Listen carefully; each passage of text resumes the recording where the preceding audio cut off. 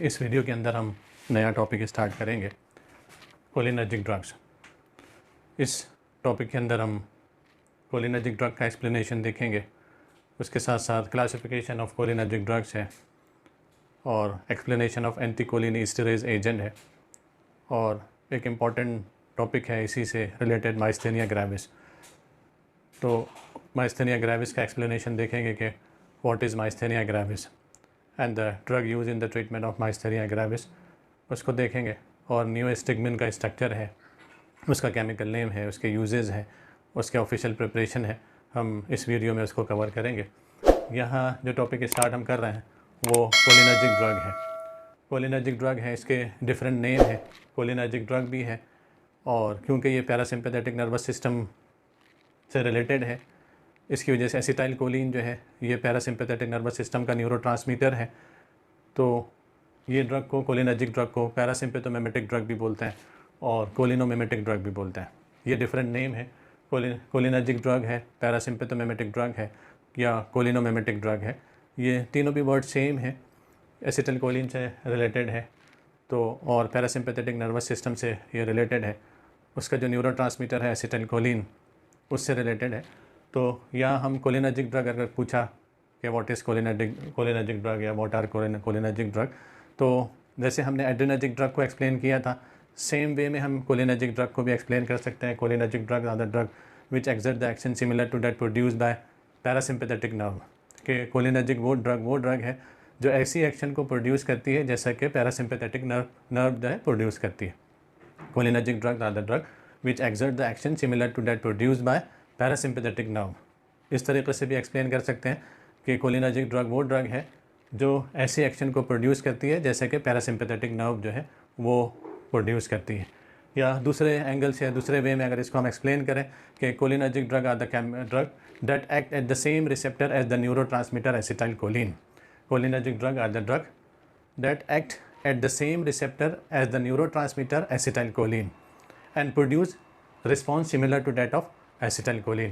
के cholinergic drug वो drug है जो उसी रिसेप्टर पर अपने एक्शन को प्रोड्यूस करती है जिस रिसेप्टर पर एसिटाइल कोलिन प्रोड्यूस करता है, और वैसे ही रिस्पॉन्स करता है, वैसे ही रिस्पॉन्स देता है ये ड्रग। ये सारे ड्रग ऐसे ही रिस्पॉन्स देते हैं जैसा कि एसिटाइल कोलिन देता है, क्योंकि एसिटाइल कोलिन जो है वो पैरासिम्पैथेटिक नर्वस सिस्टम का न्यूरोट्रांसमीटर है। जब पैरासिम्पैथेटिक नर्वस सिस्टम स्टिमुलेट होता है तो एसिटाइल कोलिन रिलीज़ होता है, वो इस रिसेप्टर से जाकर इंट्रैक्ट करता है और फिर अपनी एक्शन को प्रोड्यूस करता है। तो यहाँ दोनों तरीके से हम इसको एक्सप्लेन कर सकते हैं। Cholinergic drug are the drug which exert the action similar to that of acetylcholine, ये भी बोल सकते हैं। कोलिनर्जिक डिफरेंट वे में, अलग अलग बुक्स में जो एक्सप्लेनेशन है, सिंपल वे में इसको बात को समझना है कि कोलिनर्जिक ड्रग वो ड्रग है जो पैरासिम्पैथेटिक नर्वस सिस्टम के स्टिमुलेशन के बाद जैसा रिस्पॉन्स प्रोड्यूस होता है वैसे रिस्पॉन्स प्रोड्यूस करने वाली, वैसी एक्शन को प्रोड्यूस करने वाली सारी ड्रग जो है वो कोलिनर्जिक ड्रग है। और उसमें जो पैरासिम्पैथेटिक नर्वस सिस्टम का न्यूरोट्रांसमीटर क्या है, जिसके थ्रू पैरासिम्पैथेटिक नर्वस सिस्टम अपने एक्शन को प्रोड्यूस करता है, उसका न्यूरोट्रांसमीटर एसिटाइल कोलिन है। तो यहाँ दोनों वे में हम दोनों तरीके से एक्सप्लेन कर सकते हैं कि cholinergic drug are the drug which exert the action similar to that produced by parasympathetic nerve, या फिर the cholinergic drug are the drug that act at the same receptor as the neurotransmitter acetylcholine and produce response similar to that of acetyl choline.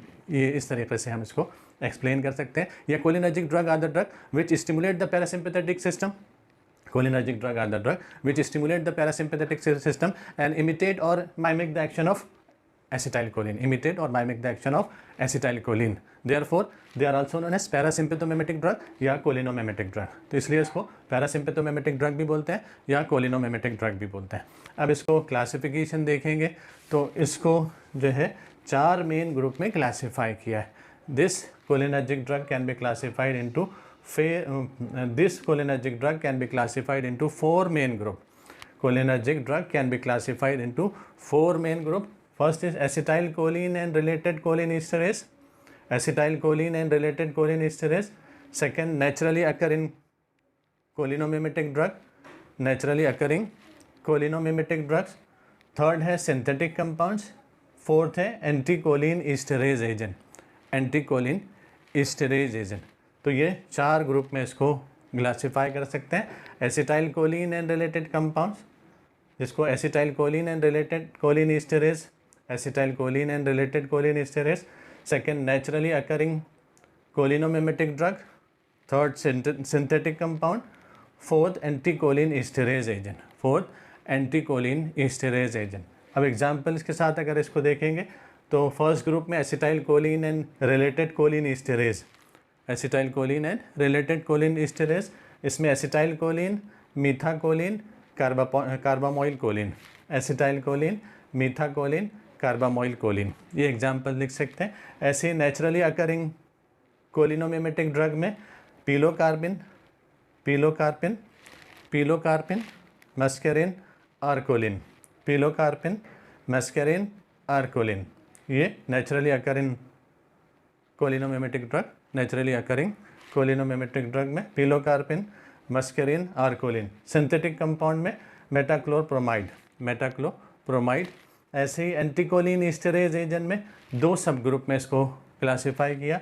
Reversible anticholinesterase agent, दो, fourth वाला जो group है एंटीकोलिन ईस्टरेज agent, ये दो सब group में इसको classify किया है। Reversible anticholinesterase agent, B irreversible anticholinesterase agent, reversible anticholinesterase agent, irreversible anticholinesterase agent. यहाँ कोलिन ईस्टरेज एजेंट में reversible anticholinesterase agent physostigmine, neostigmine, pyridostigmine. Examples क्या है?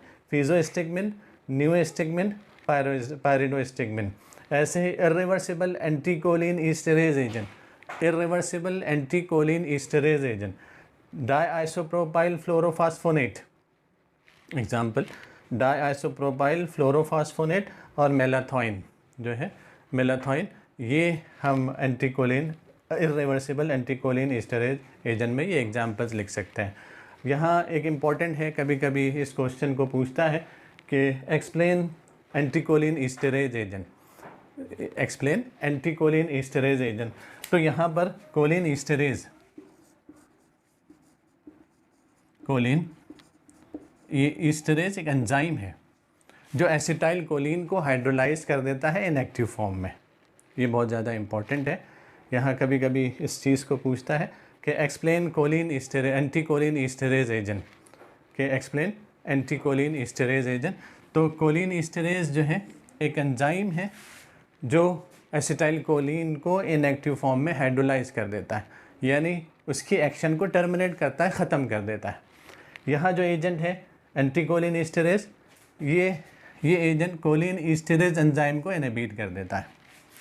कोलिन ईस्टरेज एंजाइम जब inhibit हो जाएगा तो acetyl choline का hydrolysis नहीं होगा, एसिटाइल कोलिन का कॉन्सेंट्रेशन न्यूरो इफेक्टर जंक्शन पर, साइनेप्टिक क्लेफ्ट के अंदर न्यूरो इफेक्टर जंक्शन पर उसका कॉन्सेंट्रेशन बढ़ेगा और वो रिसेप्टर से इंटरेक्ट करके देर तक के अपने इफेक्ट को प्रोड्यूस करेगा। तो हम बोल सकते हैं कि एंटीकोलिन ईस्टरेज ये इनडायरेक्टली एसिटाइल कोलिन की एक्शन को पोटेंशिएट कर रहा है।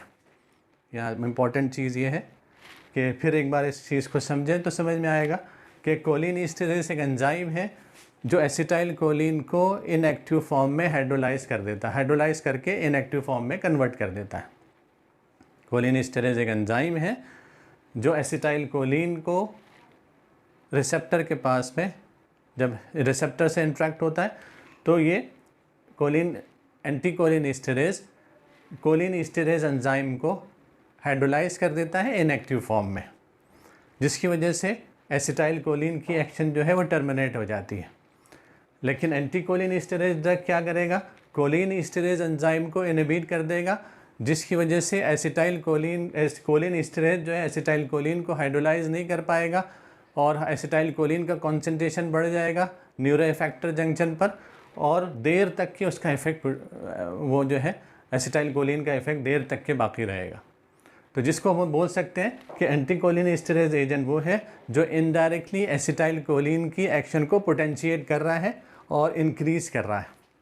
Indirectly anticholinesterase agent acetylcholine की एक्शन को पोटेंशिएट कर रहा है। तो अगर इसको पूछा एक्सप्लेन एंटीकोलिन ईस्टरेज एजेंट, तो these are the drug which inhibit the specific or non-specific enzyme responsible for the hydrolysis of acetylcholine. anticholinesterase are the agent which inhibit the specific and non-specific enzyme responsible for the hydrolysis of cholinesterase. Thus, the action of acetylcholine is potentiated. Thus, the action of acetylcholine is potentiated. इस तरीके से acetylcholine की action को वो बढ़ा देता है, potentiate कर देता है, इंक्रीज कर देता है. हाँ, फिर से इसको एक्सप्लेन. अगर इसको पूछा कि anticholinesterase agent, explain the anticholinesterase agent. Anticholinesterase are the agent which inhibit the specific and non-specific enzyme responsible for hydrolysis of acetylcholine. Thus, the action of acetylcholine is potentiated. इसका प्रैक्टिकल आपने practical hall में perform किया होगा. The effect of acetylcholine and abdominal muscle. एक तो practical ये किया होगा आप लोगों ने कि effect of acetylcholine on abdominal muscle. Abdominal muscle पर एसिटाइलकोलिन, क्योंकि एसिटाइलकोलिन मसल्स को कॉन्ट्रैक्ट कर देता है. जब हम एक फिक्स कॉन्सेंट्रेशन पर उसको इंजेक्ट करते हैं मसल्स पर, तो मसल्स कॉन्ट्रैक्ट होती है और उसका रिस्पॉन्स मिलता है. और एक तो प्रैक्टिकल ये है, जैसे जैसे कॉन्सेंट्रेशन इंक्रीज़ होगा, जैसे हमने प्रैक्टिकल में किया होगा कि जैसे जैसे हम एक फ़िक्स कॉन्सेंट्रेशन पर एब्डोमिनल मसल्स को हम माउंट करते हैं ऑर्गन बाथ में, तो एक डोज देने के ऊपर उसका एक रिस्पॉन्स मिलता है. मसल्स कॉन्ट्रैक्ट होती है तो एक रिस्पॉन्स मिलता है एक फ़िक्स कॉन्सेंट्रेशन पर. जैसे हम कॉन्सेंट्रेशन बढ़ाते हैं तो मसल्स का कॉन्ट्रैक्शन बढ़ता है, फिर इसका रिस्पॉन्स इंक्रीज़ होता है. फिर कॉन्सेंट्रेशन इसका बढ़ाते हैं तो मसल्स का कॉन्ट्रैक्शन और बढ़ता है, फिर हमको एक रिस्पॉन्स मिलता है. तो ऐसे ग्राफ जनरेट होता है. तो ये effect of acetylcholine on abdominal muscle ये प्रोड्यूस होता है. अब यह एंटीकोलिनेस्टेरेज के प्रेजेंस में हम अगर एसिटाइलकोलिन देते हैं, एंटीकोलिनेस्टेरेज क्या है कि वो कोलिनेस्टेरेज एक एंजाइम है जो एसिटाइलकोलिन को हाइड्रोलाइज कर देता है. तो कोलिनेस्टेरेज क्योंकि एंजाइम प्रेजेंट रहेगा, वो एसिटाइलकोलिन को एक लिमिट के बाद हाइड्रोलाइज करके इनएक्टिव फॉर्म में कन्वर्ट कर देगा. लेकिन जब एंटीकोलिनेस्टेरेज हम देंगे तो एंटीकोलिनेस्टेरेज कोलिनेस्टेरेज एंजाइम को जब इनहिबिट कर देगा तो एसिटाइलकोलिन का फुल कॉन्सेंट्रेशन, वो उसके फुल इफेक्ट उसका मिलेगा. तो दूसरा प्रैक्टिकल आपने अगर किया होगा तो effect of acetylcholine in presence of anticholinesterase agent. एक तो नॉर्मल प्रैक्टिकल है effect of acetylcholine on abdominal muscle, और दूसरा एक प्रैक्टिकल है effect of acetylcholine on abdominal muscle in presence of anticholinesterase agent. तो ऐसी कंडीशन में एसिटाइलकोलिन के रिस्पॉन्स जो है वो थोड़े से बढ़ जाएंगे, हर उसमें रिस्पॉन्स बढ़ जाएंगे. जब हम इसको एस्टेरेज के साथ सैचुरेट करके पहले मसल्स को रखेंगे, उसके बाद एसिटाइलकोलिन के रिस्पॉन्स को लेंगे, तो एसिटाइलकोलिन के एक्शन को वो पोटेंशिएट कर देगा, इंक्रीज़ कर देगा. तो यहाँ हम बोल सकते हैं these are the drug anticholinesterase are the agent which inhibit the specific or non-specific enzyme responsible for the hydrolysis of acetylcholine. Thus, the action of acetylcholine is potentiated. तो इसके अंदर जो एग्जांपल है फिजोस्टिगमिन है, न्यूएस्टिगमिन है, पायरिडोस्टिगमिन है, ये एम्बिनोनियम है, ये ड्रग इसके रिवर्सिबल एंटीकोलिनेस्टेरेज है. ऐसे इरिवर्सिबल एंटीकोलिनेस्टेरेज है. ये तो ड्रग जो है पॉइजनस सब्सटेंस है जो परमानेंटली कोलिनेस्टेरेज एंजाइम को इनहिबिट कर देगी और एसिटाइलकोलिन के कॉन्सेंट्रेशन को इंक्रीज़ करेगी. अगर बॉडी के अंदर एसिटाइलकोलिन का कॉन्सेंट्रेशन इंक्रीज़ हो गया, वो हार्ट पर उसका इफेक्ट होगा और हार्ट जो है वो रुक जाएगा, स्टॉप हो जाएगा. तो यहाँ अगर हम ये इरिवर्सिबल एंटीकोलिनेस्टेरेज अगर एडमिनिस्ट्रेट करेंगे तो ये पॉइजनस सब्सटेंस हो जाते हैं जो हमेशा जो परमानेंटली हार्ट को स्टॉप कर देते हैं, तो जिसकी वजह से पर्सन की डेथ होने के चांसेस रहते हैं. इसके बाद हम माइस्थेनिया ग्रेविस इसका एक्सप्लेनेशन देखेंगे कि कभी कभी एग्ज़ाम में ये क्वेश्चन पूछता है व्हाट इज़ माइस्थेनिया ग्रेविस, और या फिर explain myasthenia gravis and write the name of or the write the category of the drug use in the treatment of myasthenia gravis. Write the category of the drug use in the myasthenia gravis and give the examples of drug use in myasthenia gravis. कि myasthenia gravis को explain करना है, myasthenia gravis में जो drug use करते हैं उसका example हमको मेंशन करना है, और माइस्थेनिया ग्रेविस में जो ड्रग यूज़ करते हैं उसकी कैटेगरी क्या है. तो इसको एग्जामिनेशन पॉइंट ऑफ व्यू से बहुत इम्पॉर्टेंट ये क्वेश्चन है. फुल क्वेश्चन इसमें 4 मार्क्स का ये पूछता है व्हाट इज़ माइस्थेनिया ग्रेविस और explain the myasthenia gravis and give the examples of drug used in the treatment of myasthenia gravis and write the category of drug use in the myasthenia gravis. तो इसमें हम बोल सकते हैं कि myasthenia gravis जो है एक न्यूरोमस्कुलर डिसीज़ है, न्यूरोमस्कुलर डिसीज़ है जिसको कैरेक्टराइज किया जाता है एबनॉर्मल स्केलेटल मसल वीकनेस की। स्केलेटल मसल्स जो है उसके अंदर वीकनेस आ जाती है, और वो वीकनेस का रीज़न क्या है कि न्यूरोमस्कुलर ट्रांसमिशन में एसिटाइल कोलिन का जो ट्रांसमिशन है, न्यूरो ट्रांसमीटर एसिटाइल कोलिन है, वो कम हो जाता है, रुक जाता है।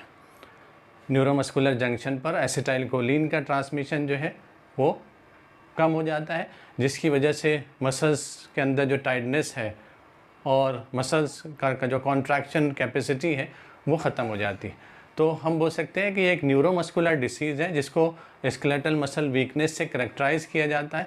उसका रीज़न क्या है? इम्पेयरमेंट ऑफ न्यूरोमस्कुलर ट्रांसमिशन, जिसमें एसिटाइल कोलिन का ट्रांसमिशन जो है न्यूरो इफेक्टर जंक्शन पर कम हो जाता है, न्यूरोमस्कुलर जंक्शन पर कम हो जाता है। इसमें जो सबसे पहले जो मसल्स पर इफ़ेक्ट होता है वो सर की मसल्स हैं, हेड है उस पर, और नेक की जो मसल्स हैं उस पर इफ़ेक्ट होता है, और इसको करेक्टराइज किया जाता है weakness of the muscles of the eyes. It causes the dropping of muscles, dropping of eyelids, dropping of eyelids. सबसे पहले इसको करेक्टराइज किया जाता है कि आइज़ की जो मसल्स हैं उसके अंदर वीकनेस आ जाती है, और ये जो आईलिड्स हैं वो ड्रॉप हो जाते हैं, ये आँखें जो है बंद हो जाती है। पेशेंट के अंदर इतनी कैपेसिटी नहीं होती, खुद वो आँखों को खोल कर देख सकते हैं। अगर पेशेंट को देखना होता है तो मसल्स को, आईलिड्स को ऐसा उठाकर उसको देखना पड़ता है। तो जो आइज़ की जो मसल्स हैं, आईलिड्स के जो मसल्स हैं वो वीक हो जाते हैं, आईलिड्स जो ड्रॉप हो जाते हैं, और डिप्लोपिया, डबल विजन, दो नज़र आने लगते हैं। तो ये, और जो फिर धीरे धीरे जो है ये वीकनेस जो है स्प्रेड हो जाती है बॉडी के दूसरे पार्ट पर, फेस पर भी हो जाती है, लेग्स पर भी हो जाती है, आर्म्स पर भी हो जाती है, हैंड्स पर भी हो जाती है। कुछ साइंटिस्ट इसको बोलते हैं कि ये ऑटो इम्यून डिसीज़ है। कुछ साइंटिस्ट ये बोलते हैं कि ये ऑटो इम्यून डिसीज़ है जिसमें ऑटो इम्यून रिएक्शंस होते हैं, ऑटो इम्यून रिएक्शन की वजह से एंटीबॉडीज़ प्रोड्यूस होते हैं। ये कुछ साइंटिस्ट बोलते हैं कि ये ऑटो इम्यून डिसीज़ है जिसमें ऑटो इम्यून रिएक्शंस होते हैं, जिसमें एंटीबॉडीज़ प्रोड्यूस होते हैं। ये एंटीबॉडीज़ जो है एसिटाइल कोलिन को, रिसेप्टर को जाकर डिक्रीज़ कर देते हैं, ख़त्म कर देते हैं, जिसकी वजह से एसिटाइल कोलिन के रिसेप्टर नहीं होने की वजह से एसिटाइल कोलिन का इफेक्ट जो है मसल्स पर नहीं होता और मसल्स लूज़ हो जाती। साइनेप्टिक मेम्ब्रेन में उसका एसिटाइल कोलिन का इफेक्ट नहीं होता, और जो है स्केलेटल मसल्स जो है वो वीक हो जाती हैं। तो इस तरीके से इसको एक्सप्लेन कर सकते हैं कि myasthenia gravis is a chronic neuromuscular disease. Myasthenia gravis is a chronic neuromuscular disease. It is characterized by abnormal skeletal muscle weakness, and it is occurs due to the impairment of neuromuscular transmission.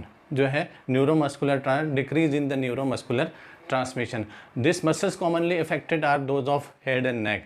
सबसे पहले जो है muscles effect होती है वो head की है और नेक की है। Initially the disease is characterise by the weakness of the muscles of the eyes. Initially जो इस डिसीज़ को कैरेक्टराइज करते हैं with weakness of the muscles of the eye, that is dropping of eyelids, and diplopia, that is double vision. Later this weakness spread to the other part of the body like face है, neck, leg है, arms है, hands है। और इसके साथ साथ इसको बोला है, it is generally believed that the myasthenia gravis is a autoimmune disease. Autoimmune disease, किसी ने कहा कि it is a autoimmune disease in which autoimmune reaction produce number of antibodies. Autoimmune reaction produce number of antibodies that decreases the number of available acetylcholine receptor on the post synaptic membrane of the neuromuscular junction. Post synaptic membrane जो neuromuscular junction में, वहाँ पर acetyl choline के receptor को कम कर देता है, जिसकी वजह से एसिटाइल कोलिन का इफेक्ट उस रिसेप्टर पर नहीं होता।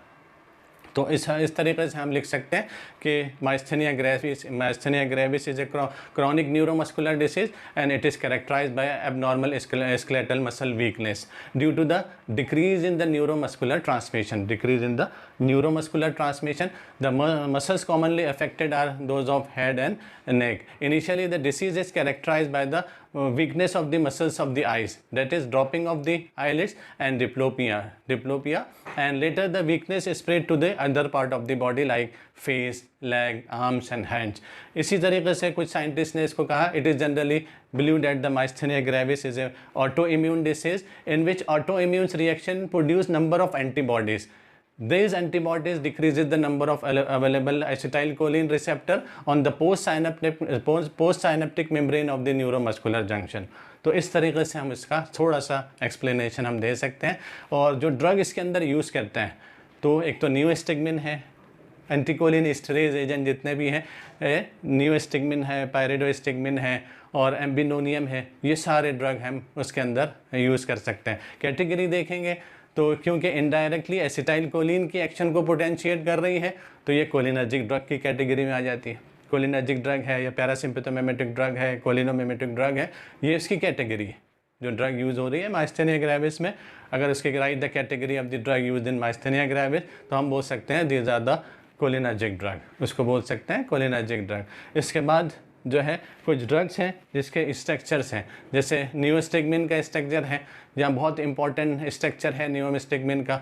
वो स्ट्रक्चर का जो क्वेश्चन पूछता है कभी कभी इस तरीके से भी, draw the structure of drug use in the treatment of myasthenia gravis. तो इसमें हम न्यूस्टिग्मिन का स्ट्रक्चर हम ड्रॉ कर सकते हैं. न्यूस्टिग्मिन का स्ट्रक्चर अगर ड्रॉ करें, बहुत ईजी स्ट्रक्चर हम इसके लिए ड्रॉ कर सकते हैं. अगर एक स्पेसिफिक सिस्टम के साथ इसको अगर ड्रॉ किया, तो यहाँ अगर हम देखेंगे तो ये कॉमन स्ट्रक्चर है. अगर NH2 यहाँ लगा दिया तो ये कॉमन स्ट्रक्चर है एनिलीन का.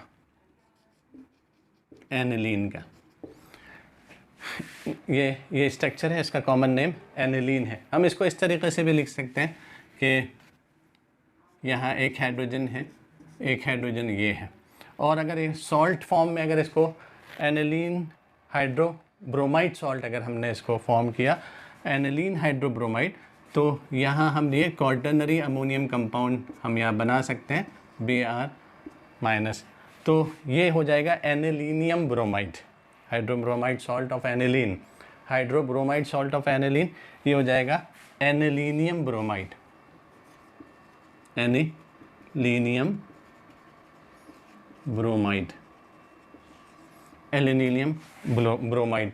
और अगर हमने इसको तीनों भी हाइड्रोजन को हटाकर मिथाइल ग्रुप लगा दिया, CH3 CH3 CH3, तो ये हो जाएगा ट्राईमीथाइल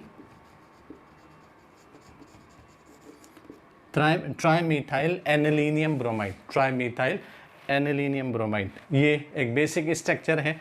अब यहाँ हम अगर इसको स्ट्रक्चर को चेंज करेंगे और यहाँ सब्स्टिट्यूशन एक ग्रुप ऐड करेंगे, यहाँ OCONH2,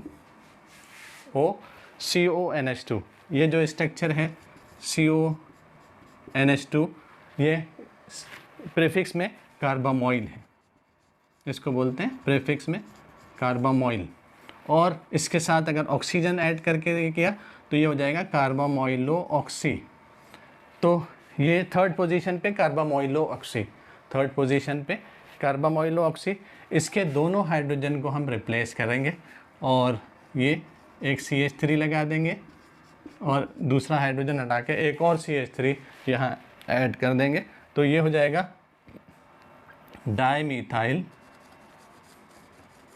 डाईमीथाइल कार्बामोइलो ऑक्सी, जो थर्ड पोजीशन पे रहेगा, जो ट्राईमीथाइल एनिलीनियम ब्रोमाइड की थर्ड पोजीशन पे रहेगा. तो इस तरीके से इसका पूरा केमिकल नेम जो हो जाएगा वो हो जाएगा 3 ब्रैकेट डाईमीथाइल कार्बामोइलो ऑक्सी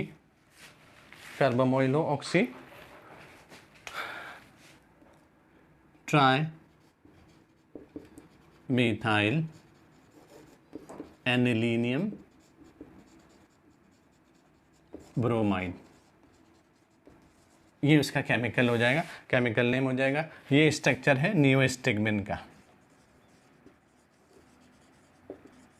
नियोस्टिग्मिन जो ड्रग है एंटीकोलिनिस्टेरॉइड एजेंट जो माइस्थेनिया ग्रेविस के ट्रीटमेंट में इसको यूज़ कर सकते हैं। तो इस तरीके से सिंपल स्ट्रक्चर इसका ड्रॉ कर सकते हैं। और अगर इसका ब्रांड नेम देखें तो ब्रांड नेम के अंदर इसको माइकोस्टिग्मिन माइकोस्टिग्मिन ये इसका ब्रांड नेम हम इसको लिख सकते हैं। और प्रॉपर्टी में देखें कि it occurs as a colourless crystals और white crystalline powder. It occurs as a colourless crystals और white crystalline powder, odourless, hygroscopic in nature. ये जो है हाइग्रोस्कोपिक नेचर में रहता है, एनवायरनमेंट में से मॉइस्चर को एब्जॉर्ब करके लिक्विफाई फॉर्म में कन्वर्ट हो जाता है, लिक्विड फॉर्म में कन्वर्ट हो जाता है। And it is very soluble in water.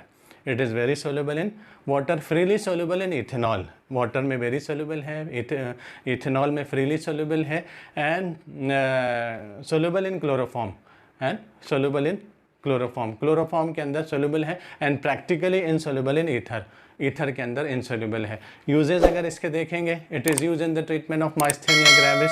इसको माइस्थेनिया ग्रेविस के ट्रीटमेंट में यूज़ करते हैं। It is also use in atony of the intestine and urinary bladder. अगर इंटेस्टाइन में और यूरिनरी ब्लैडर में के मूवमेंट में अगर डिस्टर्बेंस हो जाता है, मूवमेंट प्रॉपर नहीं होता, उसके ट्रीटमेंट में इसको यूज़ कर सकते हैं। And it is also use for the expulsion of intestinal gas and ureteric calculi. जो कैलकुलस हो जाता है यूरिन के अंदर में और ब्लैडर में जो स्टोन फॉर्म हो जाता है, उसको रिमूव करने के लिए भी इसको यूज़ करते हैं। It is use for the expulsion of intestinal gas and ureteric calculi. Ureteric calculi को रिमूव करने के लिए, उसके स्टोन को रिमूव करने के लिए इसको यूज़ कर सकते हैं। तो यूजेज में लिख सकते हैं, it is use in the treatment of myasthenia gravis, in it is also use in atony of the intestine and urinary bladder, and it is also use for expulsion of intestinal gas and ureteric calculi, यानी stone को remove करने के लिए इसको use कर सकते हैं। और इसके अगर ऑफिशियल प्रिपरेशन अगर हम देखेंगे तो ऑफिशियल प्रिपरेशन के अंदर neostigmine bromide, BP, IP, USP, ये तीनों का ऑफिशियल प्रोडक्ट है। तीनों इंडियन फार्माकोपिया है, ब्रिटिश फार्माकोपिया है, यूनाइटेड स्टेट फार्माकोपिया है, तीनों का ये ऑफिशियल प्रोडक्ट है। ऐसे नियोस्टिग्मिन ब्रोमाइड टैबलेट है, neostigmine methyl sulphate IP, BP, USP, neostigmine tablet USP, neostigmine methyl sulphate injection USP के ये इंजेक्शन फॉर्म में भी इसको यूज़ कर सकते हैं। और माइस्थेनिया ग्रेविस ख़ास तौर से उसके ट्रीटमेंट में इसको यूज़ करते हैं। तो ये इंजेक्शन फॉर्म में और टैबलेट फॉर्म में और जो है टैबलेट फॉर्म में और इंजेक्शन फॉर्म में इसको यूज़ करते हैं। ये इस तरीके से हम इसके डोसेज फॉर्म लिख सकते हैं। तो ये इसमें जो इम्पोर्टेंट क्वेश्चन है, इस चैप्टर में जो इम्पोर्टेंट क्वेश्चन है, वो इम्पोर्टेंट क्वेश्चन यही है कि define and classify cholinergic drug. ये इम्पोर्टेंट एक क्वेश्चन है। इतना एग्जामिनेशन पॉइंट ऑफ व्यू से इतना नहीं है, 50% चांसेस हम इसको बोल सकते हैं। एंटीकोलिनिस्टेरेज का explanation, give the explanation of anticholinesterase. उसके साथ साथ जो इम्पोर्टेंट क्वेश्चन है, व्हाट इज़, जैसे भी मैंने बताया, what is myasthenia gravis, write the category of the drug used in myasthenia gravis and give the examples and draw the structure of any one drug used in myasthenia gravis। ये important जो है इसका question है जो examination point of view से है। और ये नियोस्टिग्मिन का स्ट्रक्चर है, उसका केमिकल नेम है, उसका यूजेज हैं।